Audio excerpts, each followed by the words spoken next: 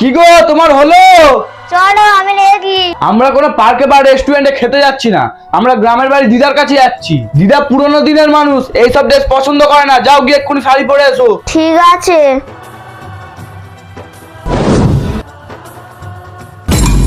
মা আমরা বেরোচ্ছি। তা বৌমা কই? রূপসা বের হচ্ছে। এই তো হয়ে গেছে মা, আমরা আসছি।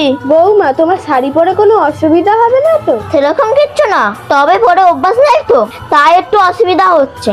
হাতটা গেলেই তো পায়ে জড়িয়ে পড়ে যাবে। যাও একটা কুর্তি পরে এসো।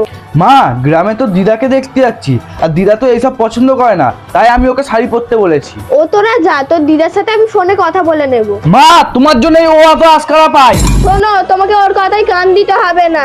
আর তুই শোন, এবারের গার্জেন হচ্ছি আমি যেটা বলবো সেটাই হবে, আর তোকে অত চিন্তা করতে হবে না। কি গো বৌমা, তুমি এখনো দাঁড়িয়ে আছো? যাও একটা কুর্তি পরে এসো। বৌমা সমস্যার কথা যে বলার আগেই বুঝে যায় সেই তো শাশুড়ি মা। ধন্যবাদ।